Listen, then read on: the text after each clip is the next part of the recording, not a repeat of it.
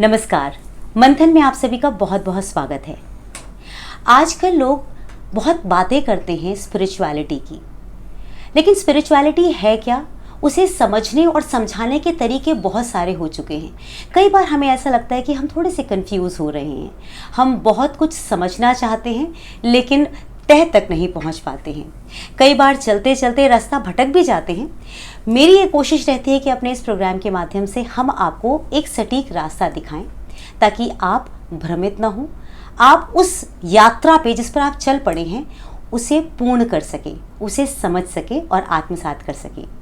आज मैं आपको आपकी बॉडी, माइंड और सोल को कैसे जोड़ कर रखना है वैसे कोच से मिलवाने वाली हूँ जो आपको आपसे मिलवाने का काम करेंगे। आज मैं मौजूद हूँ हितेश वशिष्ठ जी के पास, जो कि एक बहुत ही प्रख्यात व्यक्तित्व हैं, लोगों का मार्गदर्शन करते हैं और उनके पास ना एक अलग सी कुंजी है। वो ऐसी कुंजी है जो कि आपके जीवन के बहुत सारे प्रश्नों के उत्तर दे सकती है।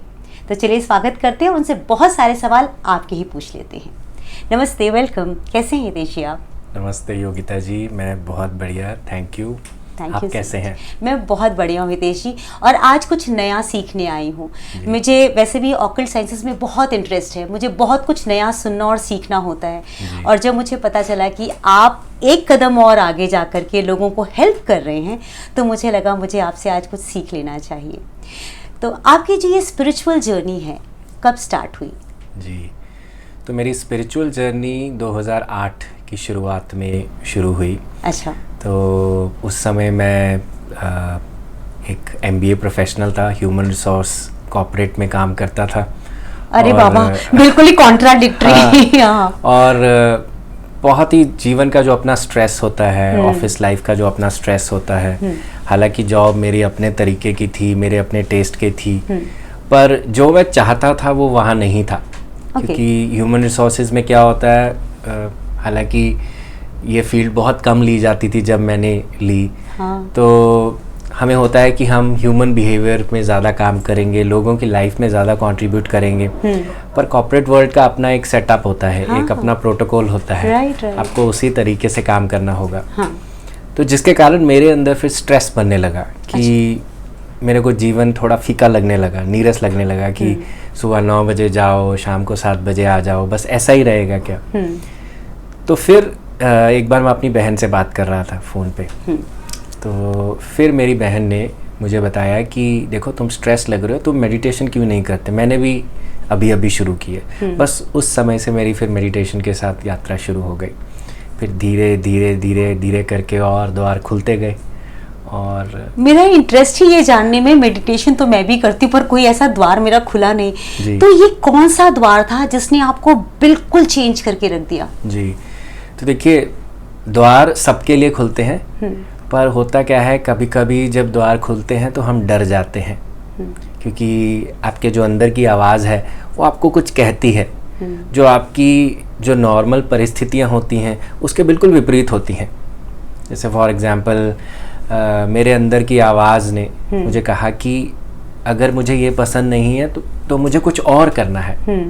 पर क्योंकि हम एक अपने कन्वेंशनल सेटअप में जुड़े हुए हैं, क्योंकि हम एक सैलरी कल्चर में, एक बिजनेस कल्चर में जुड़े हुए हैं जहाँ पे हमें लगता है कि मेरा एक सेफ्टी, सिक्योरिटी सब चल रहा है, तो मैं उसको क्यों छेड़ूं। तो हमारे अंदर वो डर पैदा होता है और यही आवाज़ आपको वो कहती है कि थोड़ा इसे तोड़ के अपने आप को जानने का प्रयास करो। क्योंकि जब आप खुद को जानोगे तो वास्तव में जिस चीज़ को आप धरती पर करने के लिए आए हो आप उसमें बखूबी अपना योगदान दे पाओगे। तो ऐसी ही इस आवाज़ को मैंने सुना, क्योंकि मेरी आवाज़ ने मुझे कहा कि मुझे कॉर्पोरेट लाइफ में और काम नहीं करना है। मैंने 10 साल काम किया, तो फिर मुझे लगा कि अब मुझे कुछ और करना है। तभी मेरे अंदर फिर थेरेपी का जो एक डोर था वो खुला। पर क्योंकि मैं एक नॉर्मल सेटअप में था, अपनी अच्छी सी जॉब कर रहा था, अपने कॉर्पोरेट करियर में बिल्कुल पीक पे था, तो उस चीज़ को छोड़ के कुछ ऐसा करना जो बहुत अनकन्वेंशनल है, जो मेन स्ट्रीम में नहीं है। एक्चुअली मुझे आपके पेरेंट्स का लग रहा था। हाँ, कि उन्होंने कैसे रिएक्ट किया होगा। बिल्कुल बिल्कुल, क्योंकि मेरे पेरेंट्स को ये था कि मेरी मम्मी को खूब था, क्योंकि मैंने पढ़ाई भी बहुत अच्छे से करी, मैं यूनिवर्सिटी में टॉप किया। तो उनको कहा कि देखो तुमने इतनी पढ़ाई करी है तो तुम इस पढ़ाई को व्यर्थ क्यों करना। बिल्कुल। तो पर अब फिर वही कहते हैं ना कि जो दिमाग में आ गया फिर तो आ गया। पर मैंने फिर अपनी माँ को यही कहा कि आप मुझे अगर खुश देखना चाहते हो तो आप मेरे साथ ट्रस्ट करो, आप मेरे पे भरोसा करो। आपकी शादी नहीं हुई थी उस मेरी टाइम? शादी, मैंने 2012 में जॉब छोड़ी। अच्छा। 2011 में मेरी शादी हो चुकी थी। तब मेरी शादी भी नई नई हुई थी। अच्छा। और प्रेशर हर तरफ से, हर फिर तो। जगह से। पर शुभांगी मेरी वाइफ ने मुझे पूरा दिलो जान से सपोर्ट किया, क्योंकि जब हमारा डेटिंग टाइम चल रहा था तब हमने एक दूसरे के इंटरेस्ट को भी एक्सप्लोर किया। हाँ। और मुझे पता चला कि उसको भी मेडिटेशन बहुत अच्छा लगता था। तो हमारी जो सारी जो डेटिंग थी वो स्पिरिचुअल डेटिंग हो गई। तो हम अपने मेडिटेशन एक्सपीरियंसेस की बात करते थे। हाँ। और बस यही हमारा एक दूसरे के साथ चैटिंग टाइम होता था। फिर 2012 में जब मैंने अपना ये डिज़ायर उनको बताया कि मुझे कुछ और करना है, पर मैंने अपना समय लिया क्योंकि मेरे अंदर डर बहुत था, इनसिक्योरिटी अपनी बहुत थी, क्योंकि एक सेट लाइफ को तोड़ के कुछ और करना। और अभी तो 2025 है, क्योंकि आप आज इस समय में बात कर रहे हैं, उस समय में इसकी कोई बात नहीं करता था। उस टाइम असल में स्पिरिचुअलिटी को लोग सोचते थे जो लोग अपनी जिम्मेदारियों से भागते हैं बस वो जाते हैं। And you took such a huge decision. फिर एक साल मुझे लगा पूरा अपने फियर्स पे काम करने में, उस पे पूरा अपने फियर्स को डिसॉल्व करने में। मैं 3-3 घंटे रेगुलर मेडिटेट करता था। 40 डेज का मैंने संकल्प लिया कि 40 दिन के बाद मैं अपने पेपर्स पुट अप करूँगा कॉर्पोरेट में, और वो मैंने किया। और उसके बाद आज का दिन है। और मुझे लगता है कि वो स्टेप लेने से जो एवोल्यूशन में ढूंढ रहा था, जिस रास्ते पर मैं चलना चाहता था, वो वास्तव में मेरे पास आया। और मुझे बहुत एक अंदर से शांति और कंटेंटमेंट होती है, क्योंकि आजकल आप किसी को अगर पूछो कि क्या आप अपने साथ जो आपके पास है, क्या आप खुश हो, किसी का भी आंसर यस नहीं होता। हाँ, तो मुझे बिल्कुल भी हिचकिचाते हुए कुछ नहीं है। मुझे लगता है मैं बहुत कंटेंट हूँ। पर हाँ, जीवन में अपना बेस्ट ज़रूर देना है, चाहे वो मेरे को अपने हर धर्म को निभाने के लिए हो, भले ही वो पति का धर्म हो, भले ही मेरे माता पिता का धर्म हो, मेरे समाज का धर्म हो, या मेरा अपने खुद के प्रति जो धर्म है, मुझे अपने हर चीज़ को अपना बेस्ट देना है। और मुझे लगता है मुझे स्पिरिचुअलिटी मेडिटेशन ने यही सिखाया है कि अपने किसी भी चीज़ से एस्केप नहीं करना है, अपने जीवन को पूरा आँखों में आँखें डाल के देखना है, किसी भी डर से घबराना नहीं है, और पूरा जीवन का खुशी से जॉयफुली सामना करना है।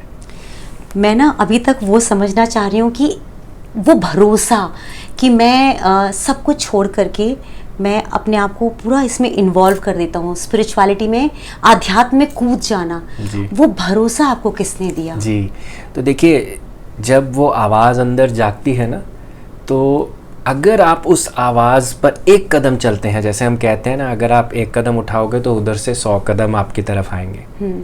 तो मैंने बस इस आवाज़ को सुना जो मेरे अंदर थी कि मुझे हाँ कुछ करना है, और मैंने अपने तरफ से ये सोचा कि चलो मैं साल भर इस चीज़ को करके देखूँगा। पर मैंने जब ये स्टेप लिया तो सारी अपॉर्चुनिटीज़ बाहर से अपने आप मेरी तरफ खुलने लगी। लोग भी मुझे अप्रोच करने लगे, आने लगे, अपने प्रॉब्लम्स पहले ही शेयर करते थे, क्योंकि मैं कॉर्पोरेट करियर में भी ऐसा ही था कि हमें लोगों का सुनना है। और इवन कॉलेज लाइफ में भी मेरे फ्रेंड्स रोते थे तो मेरे पास आके रोते थे। सारे ब्रेकअप्स वाले आपके पास आते थे। सब ऐसा ही चलता था। तो इस तरह से फिर वो धीरे धीरे वो चीज़ें भी ओपन होने लगी। सिर्फ सिंसियर रहा मैं उस चीज़ के प्रति, क्योंकि मेरे को ये था कि अगर मुझे करना है तो अपना बेस्ट देना और बस अपना चलते जाना है। बस आई थिंक उसी से ही भरोसा बनता गया, और सबसे ज़्यादा भरोसा बना जब मेडिटेशन धीरे धीरे मेरे अंदर ग्रो हुआ, क्योंकि वो आवाज़ फिर रुकी नहीं, उसने कहा कि अब तुम चलते जाओ। और फिर फैमिली का भी बहुत साथ होने लगा, क्योंकि मेरे मम्मी पापा देखने लगे कि हमारा बेटा वास्तव में खुश है। तो फिर वो जो शिकायतें होती हैं वो भी सब अपने आप ड्रॉप होने लगी। और बस इस तरह से, और फिर हम फैमिली टाइम में भी बहुत अच्छे से अपना टाइम स्पेंड कर पाए और करते हैं। अब मैं और मेरी वाइफ दोनों ही हम इसी चीज़ में हैं। I think this is what it is. This is lovely. आपके जो मन की आवाज़ है, मैंने ऐसा सुना है लोगों से, क्योंकि मुझे आपको मैंने बताया था कि आपसे आपका इंटरव्यू लेने के लिए मुझे बहुत लोगों ने गाइड किया और मुझे कहा कि आप प्लीज़ हितेश जी से बात कीजिए, क्योंकि वो एक चैनल पे आते हैं और वो बहुत अच्छा बोलते हैं। और उन्होंने मुझे सुंदरम के बारे में बताया, तो उन्होंने मुझे बोला कि आप उनके बारे में ज़रूर पूछिएगा। तो ये जो सुंदरम है, ये है कौन, एंड आपकी इनसे मुलाकात कब और कैसे हुई? जी, तो मेडिटेशन का मेरा जर्नी कंटिन्यू रहा और फिर 2018 में मैं एक ट्रेनिंग प्रोग्राम करने के लिए गया था। वहाँ पे उस प्रोसेस के दौरान मेरे अंदर ये आवाज़ ने अपना नाम बताया, सुंदरम। जिस आवाज़ की बात आप पहले से कह रहे हैं। हाँ, उसने अपना नाम सुंदरम बताया। ये पहले आवाज़ थी, पर जब आवाज़, अब आपको किसी को नाम से बुलाना हो तो आपका रिलेशनशिप भी उनके साथ स्ट्रांग हो जाता है ना। जैसे फॉर एग्जांपल अगर मैं आपको बुलाऊं आप करके या योगिता जी कह के, तो नाम से बुलाने का एक कनेक्शन जो है अलग हो जाता है। तो इसी प्रकार से जब उसने अपना नाम सुंदरम दिया और फिर मेरे को बहुत सारे उनसे जो मैसेजेस हैं वो आने लगे। जैसे सुंदरम कौन है पहले मैं आपको बताता हूँ। जैसे धरती पर हमें माता पिता जन्म देते हैं, ठीक उसी प्रकार से आत्मीय स्तर पर हमें एक आत्मा जन्म देती है। हम किसी आत्मा से निकले हैं। अच्छा। उस आत्मा के उस स्वरूप को सुंदरम नाम से मैं संबोधित करता हूँ, यानी कि वो मेरे साथ उस सुंदरम रूप से अपना कनेक्शन बनाए हुए है। इसका मतलब ये नहीं है सुंदरम सिर्फ मेरा है या सुंदरम सबका है। आपके अंदर जो आत्मा है वो आपका सुंदरम है। अच्छा। मेरे अंदर जो आत्मा है वो मेरा सुंदरम है, और उसका मैसेज कॉमन है। जैसे उसका नाम है तो उसका मैसेज भी ये है कि सब कुछ सुंदर है। कीचड़ भी सुंदर है, फूल भी सुंदर है, और चोरी भी सुंदर है, पैसा होना भी सुंदर है, सब कुछ सुंदर है, क्योंकि हर चीज के पीछे एक मतलब है। क्योंकि हम सब कमल को पसंद करते हैं, पर कीचड़ को हम पसंद नहीं करते, क्योंकि अगर हमारे पाँव पे कीचड़ लग जाए हमें लगता है कि हमारा फ्लोर गंदा हो जाएगा, सब कुछ गंदा हो जाएगा। पर अगर कीचड़ नहीं होगा तो कमल भी नहीं होगा। तो दोनों एक दूसरे के साथ चलते हैं। अगर दिन नहीं होगा तो रात भी नहीं होगी। तो रात का अपना महत्व है। हमारा एक उजाले का पक्ष है और एक हमारे अंधेरे का पक्ष है। हम सब अपने जीवन में इन पक्षों से जाते हैं। हम अपने उजाले के पक्ष को तो अपने दिल से लगा कर रखते हैं और सोचते हैं कि ये पक्ष कभी भी ख़त्म नहीं हो, और भगवान से यही प्रे करते हैं कि हमेशा हमारे पास ये बना रहे। पर ऐसा नहीं होता। आप भी सब जानते हैं कि दिन हुआ तो रात भी होगी। जो सूरज चढ़ता है उसको अस्त भी होना पड़ता है, फिर अगले दिन फिर से उदय होता है। तो ठीक उसी प्रकार से हमारे ये जो जीवन का चक्र है, इसका हर पहलू सुंदर है। हमारा जो अंधेर का पक्ष है वो आपको ज़्यादा सिखाता है आपके उजाले के पक्ष से। Very right. ये तो हम सब एक्सपीरियंस करते हैं समय समय पर। क्योंकि हमें लगता है कि अगर मैं अध्यात्म की बात करूं, जैसे बहुत सारे लोगों से हम बात करते हैं, तो हम उनसे पूछते हैं कि आपको क्या चीज़ अध्यात्म की तरफ खींची है ना। अध्यात्म की तरफ आपको किस चीज़ ने खींचा? उनकी परेशानी ने खींचा, उनके किसी टफ रिश्ते ने खींचा, उनके किसी हेल्थ इश्यू ने खींचा। ये सब क्या है? हमारा चैलेंजिंग, हमारा अंधेरे का पक्ष है।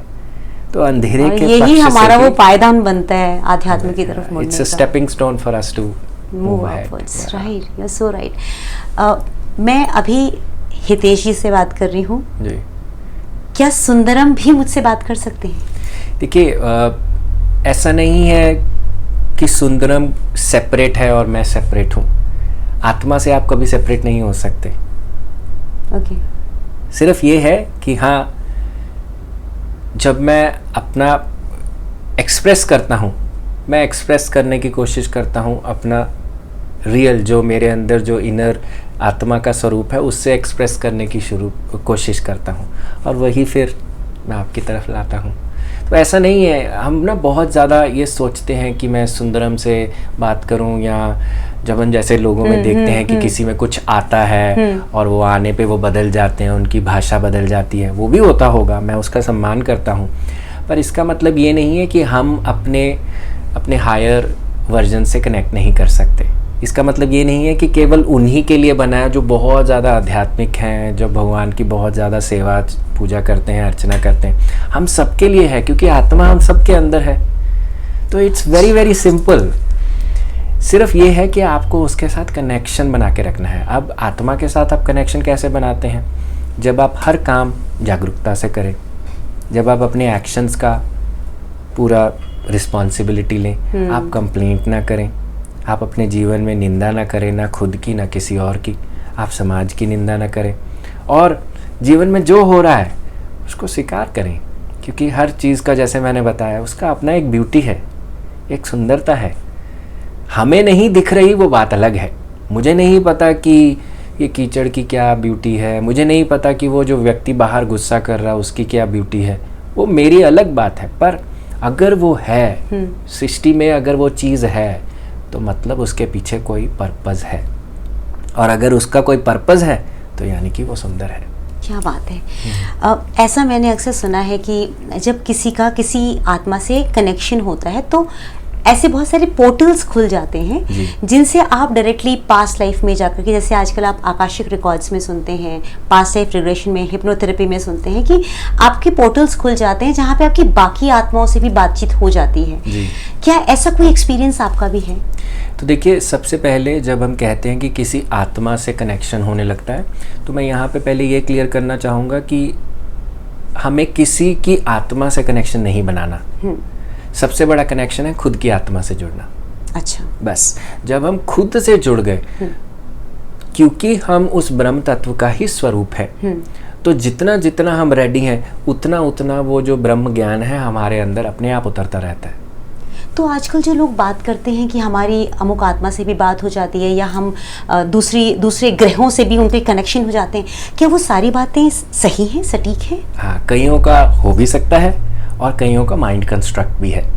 जैसे आप इस फील्ड में हैं और आप बहुत टाइम से हैं और आपने ऐसे लोगों को सुना भी होगा, ऐसा नहीं है कि कभी आपके कानों के पास से नहीं गुजरी होंगी ऐसी बातें, तो आप उसे वैलिडेट कर पाते हैं? आपको लगता है कि रिलेटेबल है, या जैसे भी आपने कहा कि सारी बातें देखिए, वैलिडेट किया जा सकता है, पर इसके साथ साथ मैं ये कहूँगा कि किसी का कोई कनेक्शन है किसी के साथ, तो मैं उसको जज करने वाला नहीं हूँ, क्योंकि ये मेरा काम नहीं है। Since so long, हाँ, तो आपके पास फिर अगर ऐसी चीजें हैं तो आपके पास भी तो आती होंगी खटखटाने के लिए कि हेलो ओपन द डोर। हाँ, पर इसमें होता क्या है कि हम सारा कुछ अपनी आत्मा के माध्यम, देखिए मेरा जो बिलीफ है ना आपका इस चीज के अंदर काम करता है।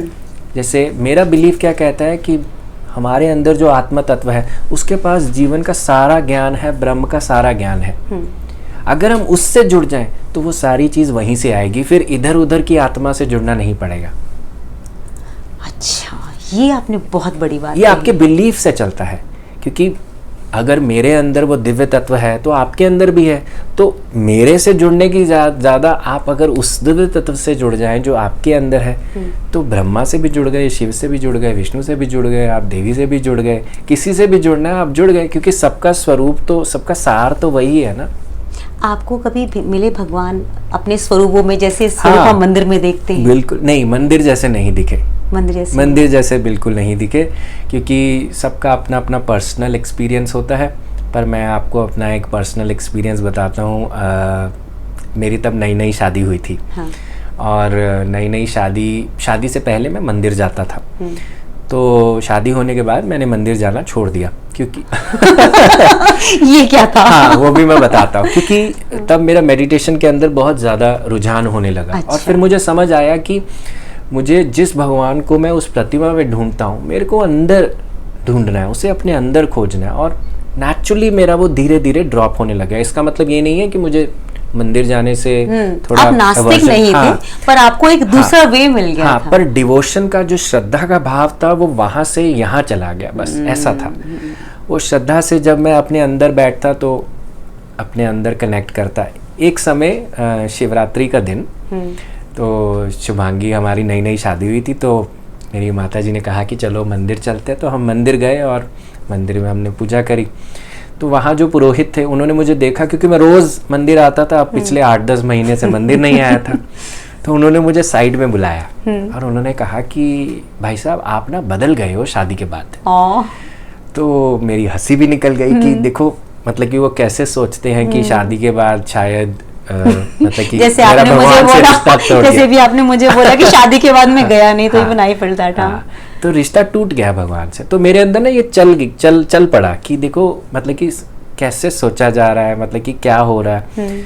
तो इसी अवस्था में मैंने अगले दिन शिवरात्रि निकल के अगले दिन मॉर्निंग में मैं ध्यान में बैठा था, और ध्यान करने के बाद ना मैं थोड़ा लेट जाता था हमेशा, ताकि आपकी बॉडी में पूरी एनर्जी फ्लो हो सके। और उस समय कभी कभी बहुत ज़्यादा आउट ऑफ बॉडी ट्रैवल्स होते हैं। तो जब लेटा तो मैंने ऊपर से देखा कि एक बहुत सुंदर चेहरा, बहुत फेयर कंप्लेक्शन वाला शिव जी का स्वरूप, उनके पूरा यहाँ पे जटाएं, सिर्फ यहाँ पे हल्का सा कंठ नीला, और वो मेरे को ऐसे ऐसे कर रहे हैं, इस तरह से कर रहे हैं। पर मेरे को विश्वास नहीं हुआ उस समय मेरे को विश्वास नहीं हुआ, और मेरे को लगा कि ऐसे कैसे हो सकता है, क्योंकि पिक्चरों में हम क्या देखते हैं कि शिवजी भगवान तो पूरे नीले हैं, तो ऐसा नहीं हो सकता। उसके 5-6 दिन के बाद मेरे सामने शिवजी भगवान का एक वो जो मैसेज, जो मंत्र होता है ना, वो आया, जो हम अपने पूजाओं में बोलते हैं, जैसे कर्पूर गौरम करुणावतारम। तो जैसे ही वो कर्पूर गौरम आया कि जो कपूर के समान है, तो मेरे अंदर फिर वो बत्ती जली कि देखो ऐसा नहीं है जो हम देखते हैं कि भगवान आपको अपने तरीके से अपने साथ जोड़ते हैं। जिस चीज़ में आपकी श्रद्धा है वो उसी से ही, उस श्रद्धा से ही आपको अपने साथ जोड़ेंगे। वो प्रतिमा से कोई मतलब नहीं रखता, उसका सिर्फ आपका और उसका एक डायरेक्ट कनेक्शन है, बस इतना ही। So beautiful. तो फिर बस ये चीज़ें मेरे अंदर स्ट्रेंथन होने लगी कि मेरे लगा कि अब कुछ नहीं करना, मेरे को कुछ नहीं सोचना, बस अपना काम करना है। और जब रेडी हो फिर समाज भी रेडी है, जिसको आपका साथ चाहिए, जिसको आप चाहिए, वो भी आपको अपने आप ही मिलते जाएंगे। आपकी लाइफ की जब, क्योंकि जिंदगी है तो ऊपर और नीचे तो आना ही है, हम किसी भी पोजीशन पे पहुंच जाएं, ऊपर नीचे होता ही है। बिल्कुल बिल्कुल। वो तो कभी कभी मन डोलता है, कभी मन नहीं डोलता, मन कभी भी नहीं डोलता। हाँ, जीवन का संघर्ष ज़रूर है। संघर्ष भी ऐसा कि जैसे आप अभी मीठा खाए हैं तो थोड़ा मिर्ची खाएंगे तो मिर्ची लगेगा, बस इतना ही। हाँ, अब रोड बनी है तो उस पर स्पीड ब्रेकर तो आएगा, वेरी ट्रू, है ना। तो स्पीड ब्रेकर नहीं होगा तो आप भी अपनी जो रफ्तार है गाड़ी की उसको ढंग से नहीं देखोगे। तो ऐसी अवस्थाएं हम सबके जीवन में आती हैं, ताकि हम थोड़ा सा अपनी ड्राइविंग को फिर अवेयरनेस, फिर कॉन्शियसली कर पाएँ, और फिर जो करना चाहते हैं उस पर थोड़ा ध्यान दे पाए। आपके पास लोग जब आते हैं तो उनका फोकस क्या होता है, वो आपसे क्या चाहते हैं? देखिए, फोकस सबका अलग अलग होता है। जैसे कईयों का कोई रिलेशनशिप चैलेंजेस होते हैं कि मेरे मम्मी पापा के साथ मेरा रिश्ता अच्छा नहीं है, या मेरे पति के साथ, मेरे बॉस के साथ, या मेरी mother in law, father in law, ऐसे करके बच्चों के साथ, ये एक चैलेंजेस होते हैं। दूसरा आजकल जो बहुत ज़्यादा है, डिप्रेशन, एंजाइटी, और अपना अंदर हमें जब लगता है कि we are good for nothing, ऐसी चीज़ हमारे सेल्फ वर्थ इश्यूज आते हैं। थर्ड, करियर इश्यूज होते हैं, लैक ऑफ क्लैरिटी होती है कि मुझे जीवन में करना क्या है, मैं क्यों यहाँ हूँ, एग्जिस्टेंशियल क्वेश्चंस होते हैं। तो इस तरह की चीज़ों पे, और हेल्थ इश्यूज, कईयों का कोई सर्वाइकल है, बहुत दवाई खा ली है, माइग्रेन है, बहुत दवाई खा ली है, 20-20 साल से दवाई खा रहे हैं पर उसका कोई असर नहीं हो रहा है। तो इसका मतलब ये है कि आपको उसको अब फिज़िकली ना डील करके उसको थोड़ा सा इमोशनली, मेंटली आप थोड़ा सा उसको एक्सप्लोर करने की कोशिश करिए, ताकि आपको राहत ज़्यादा चलती है। अब आपने 3 चीज़ें मुझे बता दी, और ये तीनों ही आजकल सबके मुद्दे हैं, है ना? जी। अगर रिलेशनशिप प्रॉब्लम को लेके कोई आपके पास आता है, तो वो तो रिलेशनशिप इश्यूज़ में यूजुअली क्या होता है कि हमारा खुद का टेम्परामेंट बहुत असल में तीनों चीज़ों में अगर मैं देखूँ तो तीनों में अपना टेम्परामेंट बहुत मैटर करता है। ऐसे लोगों को किस तरह की गाइडेंस आप देते हैं? जी, देखिए, हम ना पहले उनकी मनोअवस्था समझने का प्रयास करते हैं।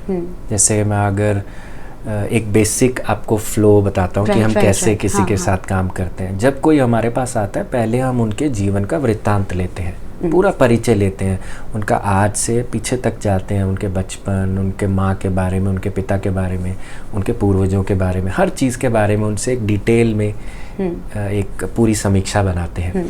फिर उसके बाद हम देखते हैं कि कहाँ कहाँ काम करने की आवश्यकता है। अब ये कैसे हम जानते हैं? हम कहते हैं कि जो आज आप हो, जैसे आप हो, मैं हूँ, हम 4 मुख्य पड़ावों से गुजर कर ऐसे बनते हैं। आपका जो रूट है अभी का, वो 4 मेन जगहों पर पड़ा होता है। जैसे फर्स्ट आपका बचपन में, कि आपके बचपन में कैसी आपकी परवरिश हुई, कितना प्यार मिला, माँ ने क्या कहा, पिता ने क्या कहा, मम्मी ने आपको कितना दुलार दिया, पिता ने कितना दुलार दिया, घर में फाइनेंशियल कंडीशन कैसी थी, स्कूल में कैसा था, आपका अपीयरेंस, मॉकरी हुआ, बुलिंग हुआ, ये सारा प्रभाव हम पे आता है सारा। क्योंकि बचपन में हम एक स्पॉन्ज की तरह होते हैं, जैसे हमारी ब्रेन वेव्स होती हैं ना, तो अब तो जैसे जब हम बड़े हो जाते हैं तब हम बीटा अल्फ़ा में बहुत ज़्यादा रहते हैं, पर जो बच्चे होते हैं स्पेशली 7 साल तक के बच्चे, वो हमेशा थीटा में रहते हैं। थीटा क्या है? एक स्पॉन्ज स्टेट है, एक मेडिटेटिव स्पेस है। तो उसमें जो भी बोला जाता है बच्चा एज इट इज़ ही अब्जॉर्ब कर लेता है। चाहे माता पिता से बात कर रही हो, चाहे माता फ़ोन पे किसी से बात कर रही हो, चाहे पिता वो कर रहे हो, तो बच्चा वो एज इट इज़ अब्जॉर्ब कर लेता है। फिर हमें लगता है कि हमारा बच्चा कहाँ से ये सीख रहा है। जैसे हम देखते हैं कि बच्चा हिट कर रहा है किसी को, एक एग्जाम्पल जैसे दे रहा हूँ कि 3-4 साल का बच्चा हिट कर रहा है किसी दूसरे बच्चे को। अब हम माता पिता सोच रहे हैं कि भैया हम तो एक दूसरे के लिए बिल्कुल भी ऐसे नहीं हैं और हम तो ऐसा करते ही नहीं हैं, तो बच्चे ने कहाँ से सीखा? आप मूवी देखने जाते हैं जो वायलेंट मूवीज़ हैं, तो बच्चा वहाँ से भी पिक करेगा। तो सारा जो उसका जो एक संस्कार होता है उसका पहले 7 वर्ष में कहीं ना कहीं ट्रिगर हो जाता है, और वैसे ही फिर हम जो एडल्ट होते हैं वैसे ही बनते हैं। तो पहला ये। दूसरा, जब आप अपने माँ के गर्भ में होते हैं तो माँ की क्या अवस्था थी, फिजिकली, मेंटली, इमोशनली, माँ बच्चा पैदा करना चाहती थी, नहीं करना चाहती थी, क्या स्ट्रगल्स थे, माँ के अंदर क्या चल रहा था, लड़का है लड़की है, माँ को कैसा स्ट्रेस था, घर में बहुत काम करना पड़ रहा था या कैसे, ये सारा प्रभाव बच्चा एज इट इज़ पिक करता है। अगर फॉर एग्जाम्पल एक एक्सीडेंटल प्रेगनेंसी हो गया, माँ ने अबॉर्शन पिल खाने की कोशिश करी पर वो समय निकल गया जिसके कारण अबॉर्ट नहीं हुआ। अब ये बच्चे ने एक संस्कार बना लिया पहले से रिजेक्शन का, क्योंकि उसको शब्द नहीं समझ आएंगे पर वाइब्रेशन, तो बच्चा तो एक एनर्जी बीइंग है ना, तो उसको एनर्जी से, खून के माध्यम से जो वो सारी एनर्जी उसकी तरफ जा रही है, वो उसने समझ लिया कि माँ मुझे चाहती नहीं है, रिजेक्ट करना चाहती है। और जैसे हम कहते हैं कि फर्स्ट एक्सपीरियंस हमारा बड़ा इंपॉर्टेंट एक्सपीरियंस होता है, उसका फर्स्ट एक्सपीरियंस, सीड एक्सपीरियंस क्या होगा? रिजेक्शन का। अब ये बच्चा जब बड़ा होगा, जब बचपन में आएगा, तो क्या होगा? मम्मी पापा के साथ रहेगा, कहीं ना कहीं वापस फिर से वही रिजेक्शन एक्सपीरियंस करेगा। सिबलिंग होगा, सिबलिंग से भी रिजेक्शन एक्सपीरियंस करेगा। स्कूल जाएगा, स्कूल में फ्रेंड्स नहीं बना पाएगा, वहाँ पे भी रिजेक्शन एक्सपीरियंस करेगा। फिर टीचर्स से भी लगेगा, फिर उसके बाद अपने रोमांटिक रिलेशनशिप्स में जाएगा, बार बार ब्रेकअप्स होंगे, फिर रिजेक्शन एक्सपीरियंस करेगा। ये होता जाएगा, तब तक एक पैटर्न बन जाएगा। तब तक बन जाएगा जब तक ये व्यक्ति अपने अंदर प्रश्न नहीं करता कि ऐसा क्यों, मेरे साथ ही क्यों। जब तक वो अपने अंदर वो बीज को नहीं फोड़ता कि अब मुझे इससे बाहर निकलना है, तब तक ये चीज़ें फिर अनकॉन्शियसली हमारे साथ किस्मत बन के हमारी चलती जाएंगी, और फिर हम कहते हैं हमारी किस्मत ही खराब है। राइट। तो किस्मत भी आपको समझाना चाहती है कि आपका जीवन का उद्देश्य क्या है, तभी आप फिर उस चीज़ से बदलेंगे। तो दूसरा ये। तीसरा, हमारे माता पिता कैसे जिए और हमारे पूर्वज कैसे जिए, क्योंकि डीएनए के माध्यम से हम उन चीज़ों को भी पिक करते हैं। जैसे हम देखते हैं कि आजकल मेडिकल हिस्ट्री में तो डॉक्टर्स बहुत ज़्यादा पूछते हैं, आपको हेरिडिटरी पूछते हैं कि क्या क्या है। पर मैं कहूँगा केवल नैन नक्श या आप अपनी फिजिकल इलनेसेस अपने एंसेस्टर्स से नहीं लेते, it is much more than that. क्योंकि हम अपनी एनर्जी साइंसेस में हमेशा देखते हैं, आप अपने एंसेस्टर्स के बहुत सारे पैटर्न्स पिक करते हो, उनकी लाइफ की फ़िलॉसफीज़ को पिक करते हो, जिनसे आप मिले भी नहीं हो उनका भी पिक करते हो। अच्छा, sorry to interrupt you in between, तो फिर जो हम यूजुअली सुनते हैं कि सोल का अपना एक व्यवहार होता है या अपना पास्ट लाइफ का वो ले करके आता है, उसका कोई इंटरफेरेंस नहीं है? उनका भी है, वो चौथा इन्फ्लुएंस। अच्छा, ठीक है। तीसरा इन्फ्लुएंस हमारा ये, क्योंकि डीएनए के माध्यम से ये हमारे साथ चलता है ना। हम अपने ग्रेट ग्रैंडफादर को चाहे ना मिले हों, पर उनका जो संस्कार है, जो डीएनए के अंदर पड़ा है, वो मेरे अंदर कहीं ना कहीं आएगा। तो तीसरा ये। चौथा हमारी पास्ट लाइफ्स, कभी कभी हमारे जो अनफिनिश्ड बिजनेसेस होते हैं दूसरी लाइफ टाइम से, हम उनको इस लाइफ टाइम में लेकर आते हैं। क्यों? ताकि हम उस पर थोड़ा अपनी तरक्की कर पाएँ, अपना प्रगति का मार्ग चुन पाएँ, जो पूरा नहीं किया उसको पूरा कर पाएँ और अपने जीवन के उद्देश्य को जी पाएँ। तो इन 4 चीज़ों पे हम लोगों के साथ डील करते हैं। हाँ। तो अब पास्ट लाइफ के लिए क्या आप उनको रिग्रेस करते हैं? रिग्रेशन करते हैं। बाप रे, तो रिग्रेशन में कभी आपके साथ ऐसा हुआ कि कोई दूसरी आत्मा ने आपको संपर्क करने की कोशिश की? क्योंकि मैंने ब्रेन वेव्स की ना बड़ी सारी वीडियोस देखी हुई हैं। हाँ, होता है, ऐसा होता है। हाँ।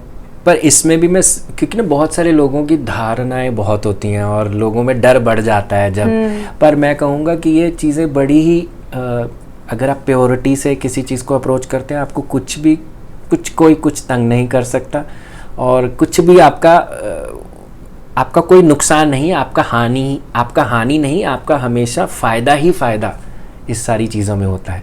अब जैसे हम सेशंस करते हैं तो होता क्या है कि अगर आप किसी का रिग्रेशन करते हो तो उनके जो गाइड हैं, जैसे उनकी, जिसको आप कह दीजिए कि उनके सुंदरम, हाँ उनके सुंदरम हाँ। उनकी जो सुंदरम है आपके लिए मैसेज देती हैं। ऐसा होता है, बहुत बार होता है। हमें भी, मेरे को भी अपने सेशंस में जब मैं किसी का रिग्रेशन करता हूँ, हमेशा तो नहीं, पर हाँ वो व्यक्ति मेरे लिए भी कोई मैसेज लेकर आते हैं। तो कोई ऐसा इंसिडेंस है आपको ध्यान? हाँ, जैसे बहुत सारे मैसेजेस में इंकरेजमेंट बहुत आता है। जो हायर एनर्जीज होती है ना, वो हमेशा आपको इंस्पायर करती हैं, हमेशा इंस्पायर करती हैं। आपकी कभी भी आपके अंदर फियर इंस्टिल नहीं करती हैं। जो फियर इंस्टिल होता है ना, वो हमेशा माइंड का कंस्ट्रक्ट होता है। जो हायर एनर्जीज होती हैं हमेशा इंस्पायरिंग होती हैं, नंबर 1। नंबर 2, नॉन जजमेंटल होती हैं आपके प्रति। जो जजमेंट है हमारे माइंड से आती है, नॉन जजमेंट हमेशा हायर प्लेन से आती है। तो ऐसी बहुत सारी गाइडेंस हम भी हमारे लिए आपको कभी अप्रिशिएट किया? हाँ, कि that you're doing good work and continue with this।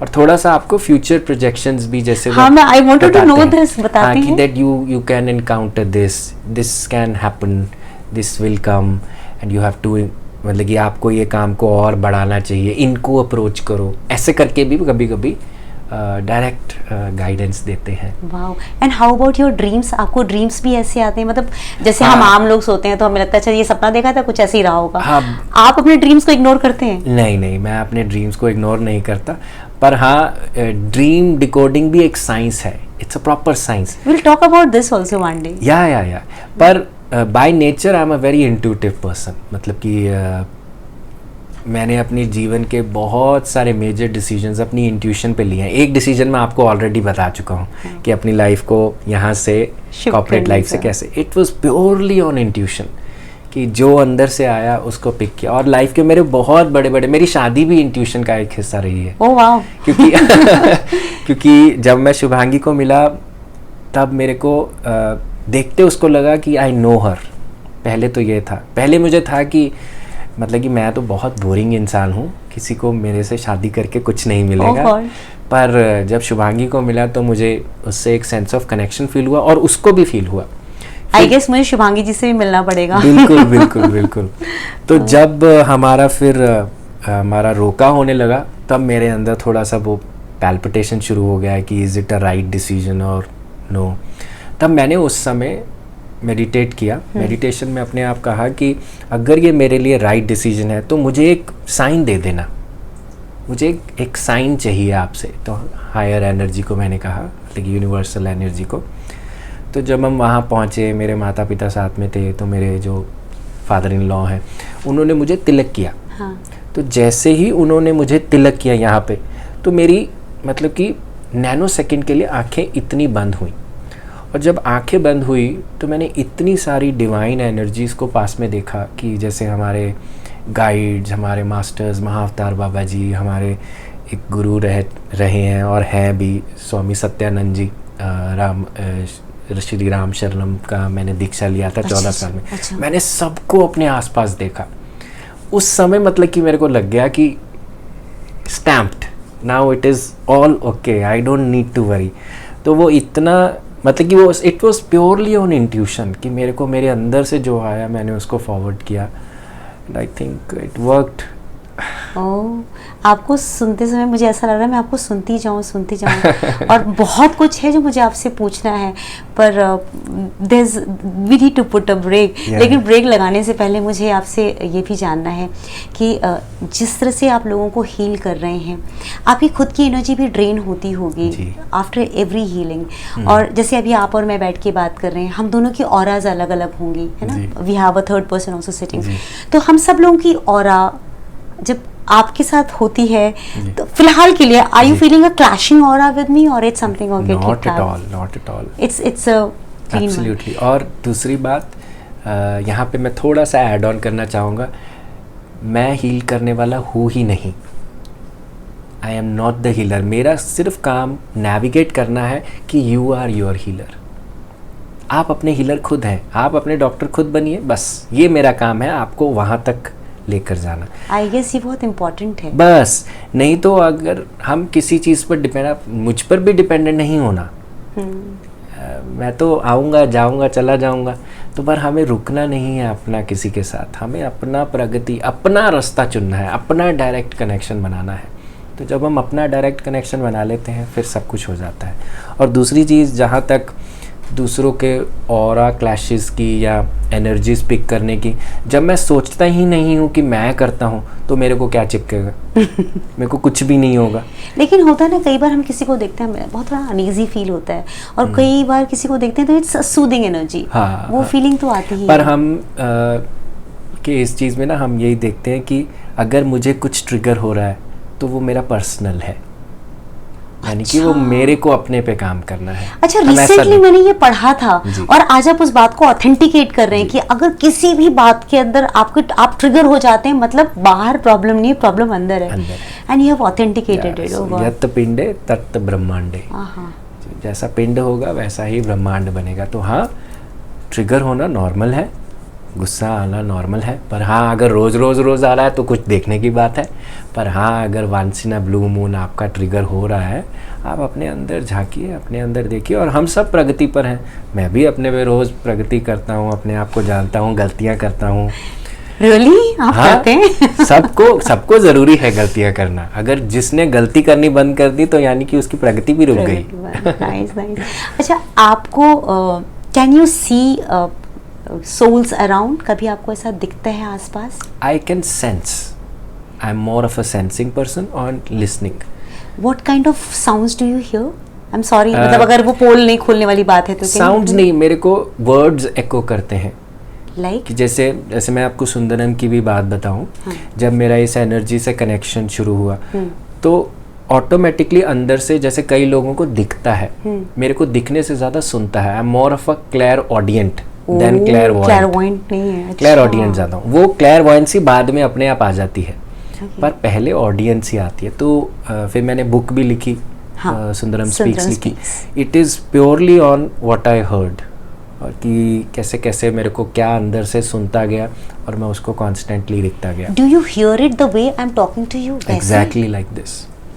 और वो कभी भी बोलते हैं या when you are in meditation? आप कभी भी, अभी हम बात कर रहे हैं, talk to you, you never know, there are some words that are coming from that space. मतलब he is still around? See, I told you, we are not He is separate. with you. आप अपनी आत्मा से कभी बिछड़ ही नहीं सकते, है ना, हम कभी भी नहीं बिछड़ सकते। काश में अब मुझे अपना सुंदरम मिल जाए, मजा आ जाए मुझे भी। बिल्कुल बिल्कुल बिल्कुल, क्यों नहीं। हम सबका वो जन्म सिद्ध अधिकार है, हम सबका यही अधिकार है कि हम अपने एक उच्चतम स्वरूप से जुड़े और उसको जीवन में जिए। हम यही करने आए हैं। मैं आपसे ना अपने अगले एपिसोड में उनके बारे में ना, मतलब उनकी सुंदरम स्पीक्स के कुछ इंपॉर्टेंट पॉइंट्स आपसे ज़रूर पूछूंगी। ज़रूर। आज के एपिसोड में सुंदरम आपसे क्या कह रहे हैं, मुझे और हमारे दर्शकों को वो मैसेज दे दीजिए फॉर टुडेज एपिसोड। जी सुंदरम, बस मैं यही कहना चाहूँगा, आप बहुत अच्छा काम कर रहे हैं, जो कर रहे हैं कंटिन्यू रखिए। And I can see the kind of sincerity that you bring on the table. It's amazing, and the change is not supposed to be brought in a very massive way. कोई बहुत बड़ा चीज़ करने की ज़रूरत नहीं है change लाने की।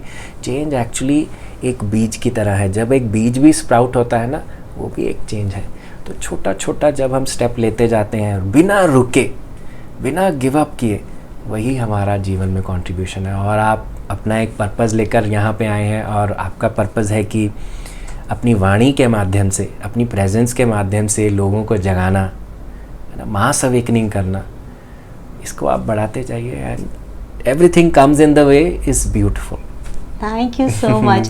Thank you Hiten ji, and thank you Sundaram ji. Hiten ji and Sundaram ji दोनों को मैं थैंक यू बोलूँगी। Thank you very much. और आज आपसे बात करके सच में बहुत अच्छा लगा। बहुत नई चीज़ें मेरी आंखों के सामने आई हैं। कुछ भ्रांतियां थी जो आपने बहुत प्यार से मुझे समझा दिया कि ये कुछ नहीं है, वो भी मुझे क्लैरिटी मिल गई। तो आई विल मेक श्योर कि मुझे जब इंटरव्यूज़ लेने हैं तो मुझे किस तरह के लोगों के इंटरव्यूज़ लेने, उन लोगों के नहीं जो कि हमें थोड़ा सा अंधेरे की तरफ पहुँचाते हैं। Thank you very much for your guidance. Thank you Yogita ji.